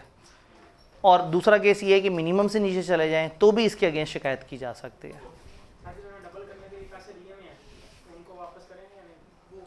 देखेंगे ना हमारे हाथ में जितने पैसे होंगे और जितने क्रेडिटर्स होंगे उसको देख लेंगे, जितना पे कर सकते हैं उतना पे कर देंगे, जितना नहीं निकला वो नहीं निकलेगा। जी, एक नहीं, इस तरह की बहुत सारी एग्जांपल्स है। मैं ये कह रहा हूँ कि ये चूंकि क्रैश कोर्स है, नहीं तो हम 10 स्कीमों का और जिक्र करते हैं, लेकिन मजबूरी है कि क्रैश कोर्स है, हमने जल्दी से समेटना है। जी, अब सवाल ये है कि इन एक्टिविटी से जो पैसा आया होगा क्या वो एंड पे ऑर्डिनरी शेयर होल्डर्स को देंगे? असल में पैसा जब मिक्स हुआ होगा ना तो समझ नहीं आएगा वो पैसा कौन सा किस तरह का है। तो हम ये नहीं एज्यूम करेंगे कि गलत एक्टिविटी वाला पैसा शेयर होल्डर को, हम कहेंगे गलत एक्टिविटी वाला पैसा मिला क्रेडिटर्स को, जिन्होंने गलत कामों के लिए पैसा जमा कराया था उस गलत काम का पैसा उन्हीं में डिवाइड हो गया, और जो उनको सही बिजनेस से आ रहा था वो इसमें डिवाइड हो गया। और अगर लगेगा कि गलत एक्टिविटी है तो जो जो बड़े इसमें इन्वॉल्व होंगे उनको पर्सनल लेवल पे जुर्माने भी हो जाएंगे। तो हो सकता है वही 6 मेंबर्स हों, वही बड़े हों, वही जुर्माने उसमें इन्वॉल्व हों। लेकिन मैं एक आम मेंबर हूँ, मैं कंपनी के शेयर होल्डर बनता हूँ और मैं वहाँ 10 लाख रुपए खर्चता हूँ और कंपनी की चंद बड़े गलत एक्टिविटीज़ कर रहे हैं। तो जैसे आपने कहा ना कि क्या उस इलीगल एक्टिविटी का पैसा मिलेगा, भाई मैं शेयर होल्डर हूँ, मेरी नीयत साफ थी, मुझे नहीं पता कंपनी में क्या हो रहा है और मैंने कंपनी पे भरोसा करके इन्वेस्ट किया। अगर मैं इन ड्यू कोर्स हूँ, अगर मैं जेन्युइन हूँ, अगर मुझे नहीं पता तो फिर लॉ मेरे साथ थोड़ा सा हिमायत का इजहार करेगा। हाँ, मेरे पैसे डूब भी जाएंगे। आगे चलते हैं। अब हमने एक पॉइंट पढ़ा था, companies enable to pay date. उसमें एक सिनेरियो होता है, companies enable to pay date का मतलब है कि एक कंपनी पैसे नहीं दे पा रही। अब कितने पैसे नहीं दे पा रही? फॉर एग्जांपल एक कंपनी के पास एक फोटोकॉपियर ने आके कहा आपने इतनी फोटोकॉपियाँ कराई, पैसे दें। उन्हें कहा अभी नहीं दे सकते, वो फौरन से चला गया अदालत में, उसने कहा companies enable to pay debt. तो ऐसा नहीं, अनेबल टू पे डेट की एक मेटीरियलिटी डिफाइन की है 100,000। वो कहते हैं कंपनी का कम से कम 100,000 या उससे ऊपर का एक ड्यू हो जो कंपनी ने पैसे देने हो, और एक शख्स आके कंपनी को डिमांड करता है कि मुझे पैसे दो और आप नहीं दे पाते। फिर वो कंपनी के मेंबर्स या कंपनी के चलाने वालों से डिमांड करता है कि मुझे पैसे दो, वो पैसे नहीं दे पाते। वो अदालत जाके अदालत से नोटिस भिजवाता है कि भाई लीगल नोटिस, उसका लीगल राइट है, कागज़ दिखाता अदालत को, अदालत लीगल नोटिस भेजती है भाई इस बंदे को पैसे दो, कंपनी पैसे नहीं देती। वो अदालत में केस कर देता है, केस जीत जाता है। जीतने के बाद डिक्री उसकी फेवर में आती है, अदालत की तरफ से हुक्मनामा जारी हो जाता है कि ये केस ये बंदा जीत चुका है, जाओ और कंपनी से जाके पैसे ले लो। और कंपनी अभी भी नहीं दे पा रही। इसका मतलब है इतनी जलालत के बाद भी अगर कंपनी नहीं दे पा रही तो उसके पास कंपनी के पास है ही नहीं। तो अनेबल टू पे डेट में हम कहते हैं कि एक बंदा जो इतने पैसे रखता है उसने नोटिस वगैरह दिया, कंपनी ने उसे पे किया, ना सिक्योर किया, ना कंपाउंड किया। कंपाउंड ये कि आपको कहें चलो तुम्हें महीने बाद इतने बढ़ा के और दे देंगे, तो वो बंदा थोड़ा मुतमईन हो जाता है। तो पे भी नहीं कर रहे, सिक्योर भी नहीं कर रहे, कंपाउंड भी नहीं कर रहे।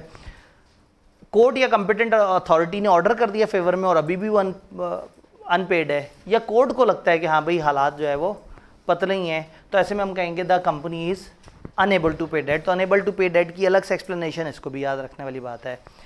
अब ये हैं वो रीज़न जिसके लिए आप वाइंडिंग अप के लिए अप्लाई कर सकते हैं। सवाल ये है कि वाइंडिंग अप के लिए अप्लाई कौन कर सकते हैं। एक टेबल है जो याद रखने वाला है, 5 एप्लीकेंट्स हैं, 5 तरह के लोग हैं जो वाइंडिंग अप के लिए अप्लाई कर सकते हैं। ये टेबल बताएगा कि कौन सा एप्लीकेंट कौन सी शर्तों को फॉलो करके अप्लाई करेगा। कंट्रीब्यूटरीज अप्लाई कर सकते हैं, रजिस्ट्रार अप्लाई कर सकता है, क्रेडिटर अप्लाई कर सकते हैं, कंपनी अप्लाई कर सकती है और SCCP या उसके ऑफिसर अप्लाई कर सकते हैं। क्या क्या शराइत है? कंट्रीब्यूटरी, बल्कि ये मुश्किल है, पहले आसान वाली बात पढ़ लेते हैं। Registrar, sanction of SCCP should be obtained before presentation, sanction should not given unless providing opportunity of being heard. Registrar ने शिकायत की SCCP को, SCCP ने ओके किया, कंपनी को एक अपॉर्चुनिटी दी गई, कंपनी अपना पॉइंट ऑफ व्यू नहीं बता सका। अगर रजिस्ट्रार ने किसी वजह से उसे लगा कि कंपनी में गलत हो रहा है और SCCP से इजाज़त ले ली, तो रजिस्ट्रार भी कंपनी के अगेंस्ट अदालत में जा सकता है। 2 काम करने पड़ेंगे, अपॉर्चुनिटी ऑफ बीइंग हर्ड देना पड़ेगा और SCCP से इजाज़त लेनी पड़ेगी। क्रेडिटर भी जा सकते हैं कंपनी के अगेंस्ट। क्रेडिटर मौजूदा भी जा सकता है, कंटिंजेंट या जो मुमकिन है प्रोस्पेक्टिव, जैसे मैंने नहीं कहा कि जिसने लोन देना था उसने ही कह दिया कि भाई ज़रा देखें तो इसको वाइंड अप करें, तो अदालत फिर सिक्योरिटी मांग सकती है इस तरह के क्रेडिटर से। तो ये सिक्योरिटी जमा कराएंगे और एक एविडेंस देंगे, एक प्रॉपर केस डेवलप करके देंगे कि कंपनी की वाइंडिंग अप ज़रूरी है। यानी क्रेडिटर अगर अप्लाई करेंगे तो 2 शर्तें हैं, एक सिक्योरिटी देनी पड़ सकती है अगर अदालत मांगे, और नंबर 2 उनको खुद ही से ऐसे सबूत, ठोस सबूत देने पड़ेंगे जैसे कोर्ट को लगे कि ये कंपनी बंद हो जानी चाहिए। तो एक अच्छा एविडेंस, एक prima facie case, prima facie कहते हैं फ्रॉम द फेस जो कि आया है। प्राइमा फेसाई का मतलब मुबैना, एक मुबैना इशू हो जो वो कहें कि हाँ भाई ये ठोस इशू है और ये वाला मामला होना है। तो एक इशू हो और सिक्योरिटी दी हो तो फिर क्रेडिटर भी वाइंडिंग अप की तरफ जा सकते हैं। कंपनी खुद भी वाइंडिंग अप के लिए अप्लाई कर सकती है। उसको क्या करना होगा, एक बार पॉइंट हमने पढ़ा था स्पेशल रेजोल्यूशन, दूसरा अपने एसेट्स लायबिलिटीज़ और सारी डिटेल्स उठा के वो जमा कराए कोर्ट को, कोर्ट उस सारी डिटेल को देखे और देखने के बाद ही फैसला करे कि हाँ भाई इस कंपनी की वाइंडिंग अप हो जानी चाहिए। कंट्रीब्यूटरी भी आ सकते हैं। अगर company minimum number of member से नीचे चली जाए और जो कंपनी की चलाने वाले हैं उनको टेंशन ये हो कि अगर ये चलती रहेगी तो हम पर्सनली लायबल हो जाएंगे, याद है 180 दिन के बाद ये फंस जाते हैं, तो लॉ ने ये कहा कि कंट्रीब्यूटरी अप्लाई कर सकते हैं। अगर कंपनी मिनिमम से नीचे चली जाए तो दिस इज़ द कंडीशन जिसमें कौन अप्लाई करेगा, contributory. But contributory her contributory apply नहीं कर सकता। कोई भी ऐसा शख्स जो पिछले 1.5 साल में, एप्लीकेशन की डेट से पिछले 1.5 साल में कम से कम 180 दिन कंपनी का मेंबर रहा हो, यानी 1.5 साल में कम से कम 6 महीने ऐसे ज़रूर गुजरे हों टोटल मिला के, चाहे तोड़ के गुजरे हों, जिसमें वो कंपनी का मेंबर था। तो शर्त ये है कि शेयर्स जिसकी वजह से वो कंट्रीब्यूटरी है या तो ओरिजिनली उसे मिले हों या उसके नाम पे 180 दिन कम से कम रहे हों पिछले 18 महीने के अंदर अंदर। वाइंडिंग अप स्टार्ट होने से पीछे के जो 18 महीने हैं उसमें कम से कम 180 दिन तक उसके पास शेयर्स रहे हों। तो इसमें अब याद करने वाली बात यह है कि कंट्रीब्यूटरी अप्लाई करेगा, शर्त ये होगी कि मिनिमम से नीचे, और दूसरी शर्त ये है कि पिछले 1.5 साल में कोई से 180 दिन ऐसे होने चाहिए जब वो मेंबर है। अब इसमें सिनेरियो बन सकता है कि एक सिचुएशन बता दें, फलाना शख्स फलाना तारीख को मेंबर था, फिर इस तारीख को छोड़ गया, फिर दोबारा आया, अब वो बंदा परेशान है, वो वाइंडिंग अप की तरफ जाना चाह रहा है, बताओ वो जा सकता है नहीं जा सकता। तो शायद फिर आप ये दिनों की कैलकुलेशन करके कहेंगे जी 180 दिन से चूँकि वो कम रहा है तो ये बंदा वाइंडिंग अप के लिए अप्लाई नहीं कर सकता। इसमें आखिरी पॉइंट क्या है, कोर्ट, SCCP या इसके ऑफिसर भी कोर्ट की तरफ जा सकते हैं कि भाई वाइंडिंग अप की तरफ जाएँ। वो किस वजह से जा सकते हैं, अगर एक इन्वेस्टिगेशन हुई हो कंपनी में और समझ आ जाएगा फ्रॉडुलेंट, इलीगल, अनऑथराइज, गलत एक्टिविटीज़ में इन्वॉल्व है, याद है वो गलत एक्टिविटीज़ वाले पॉइंट, अगर वो साबित हो जाए तो SCCP या उसका ऑफिसर अदालत में जा सकते हैं। लेकिन अपॉर्चुनिटी ऑफ बीइंग हर्ड ज़रूर प्रोवाइड की जाएगी कि ये इस तरह से है। हाँ, अगर एक कंपनी का लाइसेंस था और लाइसेंस कैंसिल हो गया है तो फिर तो इन्वेस्टिगेशन की ज़रूरत ही नहीं, अपॉर्चुनिटी की ज़रूरत नहीं, क्योंकि लाइसेंस कैंसिल करने से पहले अपॉर्चुनिटी दी गई होगी। तो अब SCCP या उसका ऑफिसर डायरेक्टली वहाँ पर जा सकते हैं। तो रूल ये है कि वाइंडिंग अप उस दिन समझा जाता है कि स्टार्ट हुई है जिस दिन ये पिटीशन अदालत में जमा होती है। तो अदालत में ये चंद पिटीशनर हैं जो पिटीशन जमा करा सकते हैं और फिर अदालत जो है इनकी पिटीशन के मुताबिक वाइंडिंग अप को ऑर्डर देगी। एक आखिरी सवाल ले लेते हैं यहाँ से, यहाँ किसी ने जी,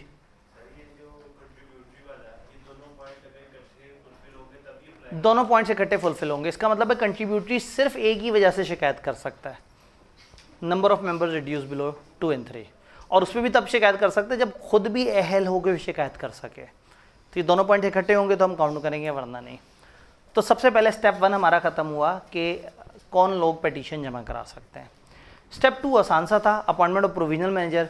हमने कहा कि जी मेकिंग ऑफ वाइंडिंग अप से पहले पहले एक प्रोविजनल मैनेजर को अपॉइंट किया जा सकता है। जैसे ही वाइंडिंग अप का ऑर्डर आएगा, कोर्ट प्रोविजनल मैनेजर को बना देगा ऑफिशियल लिक्विडेटर, और फिर प्रोविजनल मैनेजर के पास सारी वो पावर्स होंगी जो ऑफिशियल लिक्विडेटर के पास होती हैं, अनलेस की अदालत ने कुछ ना कुछ चेंज कर दिया हो। किन लोगों के कहने पे आएगा? हर वो शख्स जो वाइंडिंग अप बाय कोड के लिए अप्लाई कर सकता है, वो अप्लाई कर सकता है कि आप लिक्विडेटर को ऑफिशियल इसको प्रोविजनल मैनेजर को अपॉइंट कर लें। तीसरा step, appointment of official liquidator. अब ऑफिशियल लिक्विडेटर में ये आएगा कहाँ से और इसकी क्या पावर्स होंगी, जेनेरिक डिस्कशन करते हैं। एससीसीपी का एक पैनल होगा, एससीसीपी ने एक रजिस्टर्ड पैनल बनाया होगा जिसमें मुख्तलिफ लोग अपना नाम इंदराज करा सकते हैं। वो पैनल में बहुत सारे एक्सपर्ट्स होंगे, बहुत सारी कंपनियाँ होंगी, बहुत सारी फर्म्स होंगी जो कि वाइंडिंग अप की सर्विसेज प्रोवाइड करती हैं, इंसान भी हो सकते हैं। उस पैनल में से कोर्ट चूज़ करेगा वाइंडिंग अप के लिक्विडेटर। पैनल में एंटर होने के ऊपर एससीसीपी शर्तें रख सकता है, 10 साल की तालीम की शर्त रख सकता है, तजर्बे की शर्त रख सकता है, किसी खास फील्ड में तजर्बे की शर्त रख सकता है। तो जो एससीसीपी का पैनल होगा वहाँ पे कुछ लोग एससीसीपी ने शॉर्टलिस्ट किए होंगे कि ये लोग हैं जो इस तरह के काम कर सकते हैं, तो अदालत एससीसीपी के बनाए हुए पैनल में से बंदा चूज़ करेगी। अगर एक से ज़्यादा बंदा चूज़ करें तो बताएंगे कि इन दोनों के अपने क्या क्या रूल्स होंगे। जब भी कैजुअल वैकेंसी होगी तो भी इस पैनल से बंदा सेलेक्ट होगा।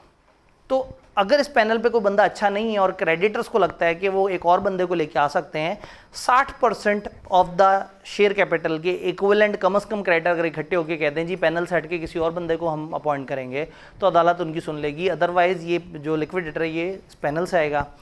ये आने के बाद 12 महीने के अंदर अंदर वाइंडिंग अप करवाने की कोशिश करेगा, स्टेटमेंट्स बनवाएगा और बहुत सारे काम कर रहा होगा। इसको ये काम करने की तनख्वाह मिलेगी। ये तनख्वाह एक लमसम भी हो सकती है और ये तनख्वाह आर्ली बेसिस पे भी हो सकती है। नॉर्मली ये फिक्स परसेंटेज होती है एसेट्स की सेल का, कि जितने एसेट्स बेचोगे उसका इतने परसेंट, और फिर एसेट्स की कैटेगरी बन सकती है, इस एसेट के 1%, इस एसेट का 5%। तो इससे क्या होता है, लिक्विडेटर के दिल में होता है कि अच्छे से अच्छे पैसों में चीज़ें बेचें ताकि इसको फ़ायदा हो। अगर हम कहेंगे तो मैं तनख्वाह मिलेगी बस सीधी सी बेच दो एसेट्स, तो वो औने पौने बेच के सर से उतारेगा। तो इसके साथ उसको अलाउंस भी मिलता है, जो डे टू डे खर्चे वगैरह करने होते हैं वो उसको भी करता है। लेकिन अगर वाइंडिंग अप ना कर सका साल में, तो जो तनख्वाह दी थी वो वापस हो जाएगी, जो ले चुका है वापस हो जाएगी, और जो मिलनी थी वो ख़त्म हो जाएगी। तो लिक्विडेटर, अगर एक लिक्विडेटर जा रहा है तो दूसरा लिक्विडेटर उसकी जगह आएगा। लिक्विडेटर को अपॉइंटमेंट के वक्त बता देना चाहिए कि भाई मैं वाइंडिंग अप पूरी नहीं कर सकूँगा। अगर नहीं बता सकेगा तो फिर उसे कंप्लीट करनी पड़ेगी, एक्सेप्ट कि वो डिसेबल हो जाए, एक्सेप्ट कि कोई ऐसी सिचुएशन हो कि वो बाय लॉ ही बेचारा इस काबिल ही ना रहे कि वाइंडिंग अप कर सके, but to the satisfaction of court. अदालत को साबित करना होगा कि हाँ भाई वाकई ही चीज़ इसी तरह से है। Panel maintain by SCCP. SCCP एक पैनल बनाएगा जिसमें से कोर्ट प्रोविजनल मैनेजर या ऑफिशियल लिक्विडेटर अपॉइंट करेगा। कोई भी casual vacancy, death, Sheth, removal या रेजिग्नेशन की वजह से तो भी पैनल से आएगी। पैनल में कम से कम 10 साल तजर्बा रखने वाले लोग अकाउंटिंग, फाइनेंस या लॉ वाले होंगे, या कोई और लोग जो एससीसीपी को लगता है किसी और खास फील्ड के 10 साल के तजर्बे वाले। एससीसीपी ने अपने पास ज़रूर ऑप्शन रखी है कि कभी भी अपनी पसंद के बंदे पैनल में डाल दे। 10 साल का तजर्बा तो आपके पास भी है पढ़ने का, बल्कि आपके पास तो ज़्यादा है, आप तो बचपन से पढ़ते आ रहे हैं। तो कोर्ट क्रेडिटर्स अगर 60% ऑफ इशूड कैपिटल के बराबर हों तो उनके कहने पे एक डिफरेंट बंदे को भी अपॉइंट कर सकते हैं। पैनल का बंदा वो कोड ऑफ कंडक्ट और वो रिक्वायरमेंट फॉलो करेगा जो कि एससीसीपी ने स्पेसिफाई की हुई है। एससीसीपी अपने तौर पे पैनल में से कोई बंदा ऐड करे, माइनस करे, किसी को कहे ये फ्रॉड है, गलत है, बेईमान आदमी, उसको हटाना चाहे, वो एससीसीपी की मर्जी। तो इस पैनल को रेगुलेट करना एससीसीपी में। तो सबसे पहले तो हमने पैनल पे बात की। फिर अब हम लिक्विडेटर के बारे में अगर बात करें तो एक बंदा एक वक्त में प्रोविजनल मैनेजर, ऑफिशियल लिक्विडेटर 3 से ज़्यादा कंपनियों का नहीं हो सकता। पता लगे उसका काम धंधा ही ऐसा है कि जनाब वो 17 कंपनियों की एक साथ वाइंडिंग अप कराने चल पड़ा है। तो वाइंडिंग अप एक वक्त में 3 से ज़्यादा कंपनियों की एज अ प्रोविजनल मैनेजर या ऑफिशियल लिक्विडेटर अपने अपॉइंट नहीं करनी। इसके अपॉइंट होने के 7 दिनों के अंदर अंदर इसने बताना है कि इसका कोई कन्फ्लिक्ट ऑफ इंटरेस्ट नहीं है, इसमें कोई इंडिपेंडेंस नहीं है। एक से ज़्यादा पॉइंट हो गए तो कोर्ट बताएगा कि इनकी क्या क्या पावर्स हैं। अगर कोई डिस्प्यूट होगा या लिक्विडेटर्स में झगड़ा होगा, 2-3 लिक्विडेटर आपस में क्लैश आ गया, जो अदालत कहेगी वो फैसला मान लिया जाएगा। ऑफिशियल लिक्विडेटर से सिक्योरिटी भी मांग सकते हैं। लिक्विडेशन पूरी होने से पहले पहले ये रिज़ाइन या क्विट नहीं कर सकते except for reason of personal disability. और पर्सनल डिसेबिलिटी भी हर कोई नहीं, to the satisfaction of court. हो सकता है ये कह दें कि जी वो मैं तो लिक्विडेटर सही से हूँ नहीं, मेरा तो दिमागी तवाज़ुन आउट हो गया है, तो अदालत कहेगी नहीं जी हम आपको डॉक्टर के पास भेजेंगे और फिर डॉक्टर बताएगा कि आपका दिमागी तवाज़ुन आउट हुआ है या नहीं हुआ। तो उसको साबित करना होगा कि वो वाकई डिसेबल हो गया है।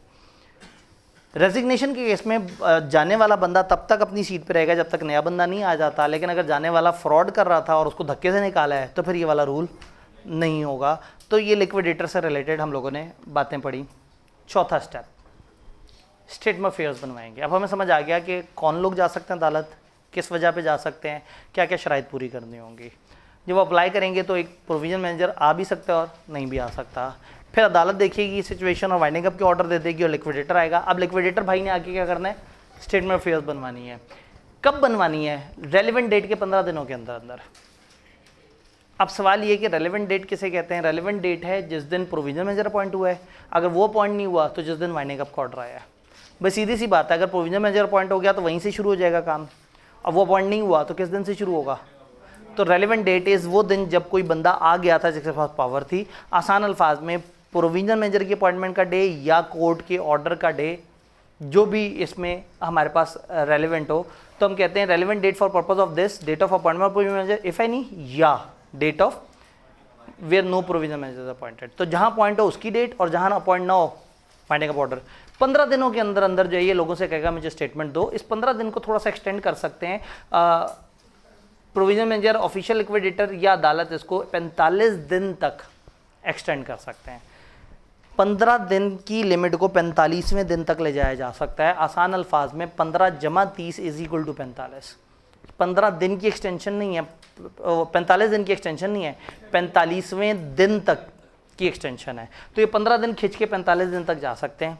किन से मांगेगा? वो लोग जो कि रेलेवेंट डेट पे कंपनी के director, chief executive, CFO, secretary या एम्प्लॉय थे, या वो जो रेलेवेंट डेट से पिछले एक साल में, पिछले एक साल वाले बड़े ज़रूरी हैं, director, chief executive, CFO, secretary वगैरह रहे हो, कंपनी की फॉर्मेशन में हिस्सा लिया हो या कंपनी की एम्प्लॉयमेंट में हो और उनको पास इन्फॉर्मेशन हो, ये लोग। अब इनमें से किसी बंदे को बुलाया जाए, उसका खर्चा हो, वो स्टेटमेंट फेयर बनाए, उसको उसके ऊपर काम शाम करना पड़े, तो उसका हक है कि जितने भी उसके खर्चे वगैरह हुए हैं वो रिकवर उसको कर सकता है। ऑफिशियल लिक्विडेटर वगैरह से कहेगा जी आपके लिए मुझे इन्फॉर्मेशन इकट्ठी करने में ये खर्चा लगा है, तो वो खर्चा उसको रीइंबर्स कर देगा ऑफिशियल लिक्विडेटर कंपनी के एसेट्स में से। तो ये लोग हैं और इतने दिनों में इनसे स्टेटमेंट ऑफ अफेयर्स बन जानी चाहिए। क्या होगा उसके अंदर? अगेन बड़े ही जेनेरिक सी बातें, एसेट्स लायबिलिटीज़ की डिटेल, कैश इन हैंड और बैंक में कितना है, क्रेडिटर्स कौन कौन से हैं, उसमें से सिक्योर्ड अनसिक्योर्ड कितने हैं, उनकी वैल्यू कितनी है, किस तारीख पे सिक्योरिटीज़ कौन सी दी हुई हैं, डेट्स कितने ड्यू हैं मुख्तलिफ लोगों से जो पैसे आने हैं, कंपनी का कोई एसेट किस किस के पास है, वो कौन लोग हैं, वो तमाम प्लेसेस जहाँ बिजनेस हो रहा है वो कौन कौन सी जगह हैं, कोई लीगल केसेस वगैरह पेंडिंग हैं तो वो उनके क्या मामला आते हैं, कोई भी और पर्टिकुलर है में भी।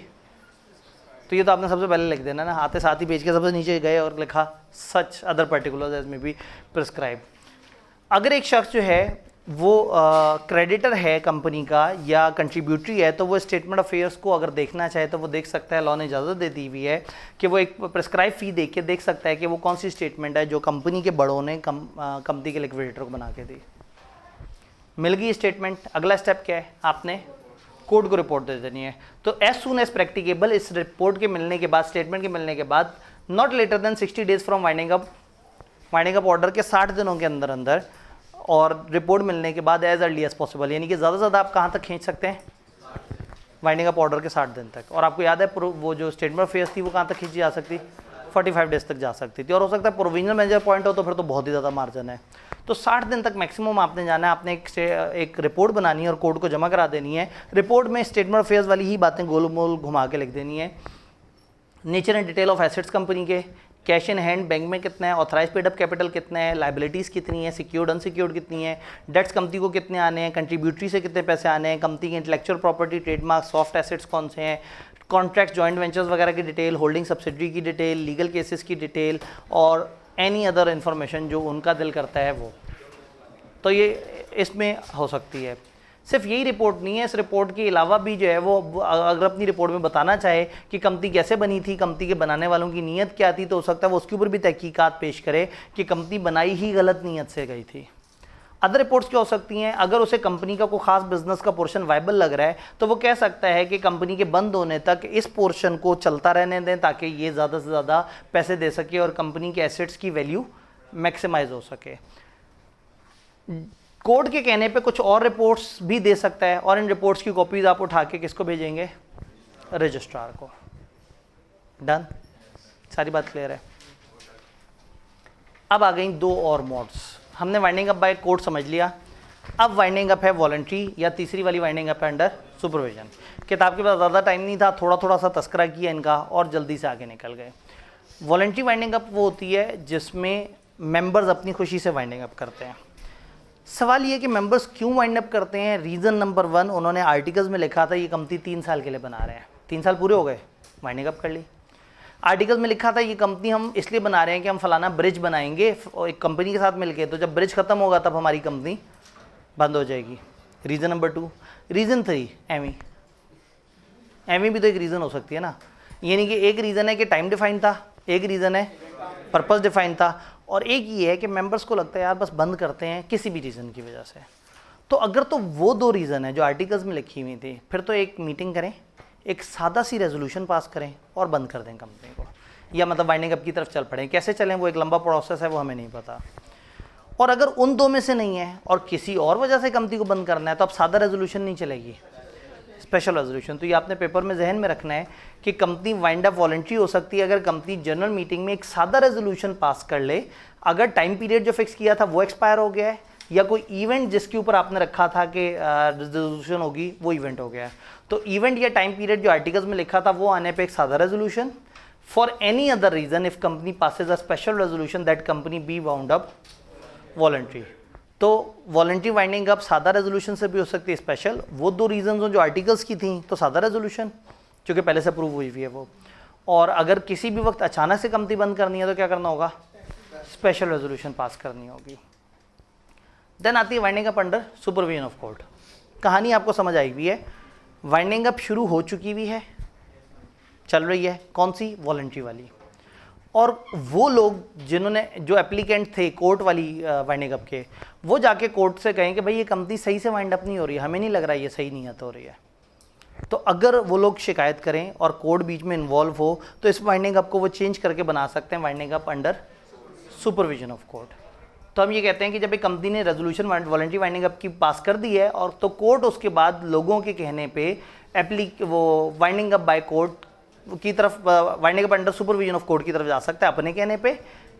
सुमोटो एक्शन भी ले सकता है किसी भी वॉलंटरी वाइंडिंग अप में, या application of any person entitled to apply court for, कोई भी और लोग जो वाइंडिंग अप के लिए अप्लाई कर सकते हैं उनकी एप्लीकेशन पे। Voluntary winding up under supervision of court की कंटिन्यूस होती रहेगी, shall be deem to be petition for winding up by court for purpose of legal कार्रवाइयों में जहां जहां वाइंडिंग अप बाय कोर्ट की जो जो लीगल हैसियत थी, जो जो पावर थी, वो सारी की सारी पावर किसकी होगी, अंडर सुपरविजन। यहाँ किताब को याद आया कि कोई भी मोड ऑफ वाइंडिंग अप किसी भी मोड में शिफ्ट हो सकता है। का कुछ नहीं हो रहा था, वाइंडिंग अप बाय कोर्ट हो सकती है। एक कंपनी की वॉलंटरी वाइंडिंग अप हो रही थी, सुपरविजन की तरफ जा सकती है।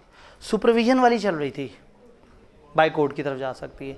यानी कि कोई mode of winding up by court की तरफ शिफ्ट हो सकता है अगर अदालत को लोगों के बेस्ट इंटरेस्ट में लगे और क्रेडिटर्स और कंट्रीब्यूटरीज से वो मीटिंग करके उनकी विशेस को समझ लेता है। एक जुमला है ओरिजिनल लॉ में, वो कहते हैं court shall have regard to wishes of creditors and contributories. Court creditors और कंट्रीब्यूटरीज की ख्वाहिशात का एहतराम करेगा इन डिसाइडिंग बिटवीन कि उसने वाइंडिंग अप बाय कोर्ट को चूज़ करना है या वाइंडिंग अप अंडर सुपरविजन को चूज़ करना है। वॉलंटरी वाइंडिंग अप हुई है, लोग शिकायत लेके पहुंच गए। अगर अदालत को लगता है बहुत मामलात ख़राब हैं तो वो पूरी की पूरी वाइंडिंग अप बाय कोर्ट की तरफ चले जाए। यानी अब वो डिसाइड करेंगे कि उन्होंने मार्शल लॉ लगाना है या इसी हुकूमत को ज़रा थोड़ा सा ज़रा समझा देना है, सुधार देना है और उनको ज़रा सही तरीके से चलाने की कोशिश करनी है। Where company being wound up voluntary और सब्जेक्ट टू सुपरविजन, वॉलंटरी चल रही हो या सब्जेक्ट टू सुपरविजन चल रही हो, स्टिल इसकी petition for winding up by court present हो सकती है हर उस बंदे की तरफ से जो कि वाइंडिंग अप बाय कोर्ट की एप्लीकेशन दे सकता है। Court shall not make a winding up order under satisfied voluntary winding up under supervision can not be continued for interest of creditor और कंट्रीब्यूटरी। कोर्ट तब तक वाइंडिंग अप बाय कोर्ट की तरफ नहीं जाएगा जब तक कि उसे ये नहीं नजर आ जाता कि हाँ भाई पिछले 2 मोड सही से काम नहीं कर रहे। अगर वो सही चल रहे हैं तो वो इस तरफ नहीं जाएगा, पब्लिक इंटरेस्ट को जरूर जहन में रखेगा।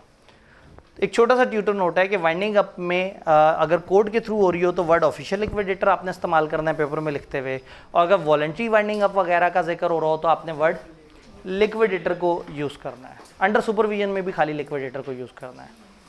तो क्या हमें ये तीनों मोड्स की वाइंडिंग अप समझ आई? अब इसमें याद करने वाली चीज़ें जो स्पेसिफिकली हैं वो कहाँ हैं, वो लिस्ट ऑफ सर्कमस्टांसेस को बहुत अच्छी तरह से याद कर लेना है। नंबर 2 वो टेबल जिसमें कुछ एप्लीकेंट्स और एप्लीकेंट्स के सामने उनकी रीजंस लिखी हुई हैं। नंबर 3 स्टेटमेंट ऑफ फेयर्स और जो कोर्ट की रिपोर्ट है उनमें से एक के कंटेंट याद कर लें, दूसरे के मिलते जुलते हैं। ये 2-3 चीज़ें ऐसी हैं जो आपको अच्छी तरह से याद होनी चाहिए।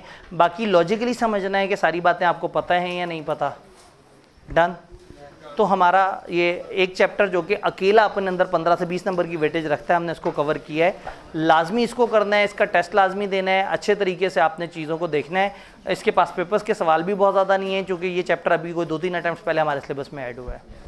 ठीक है, तो इंशाल्लाह ताला कल से अब हम अपना वो वाला जोन शुरू करेंगे 20 से 25 नंबर वाला। अब चौथे जोन में इंशाल्लाह ताला अगले 2 दिन में हम एंटर हो जाएंगे।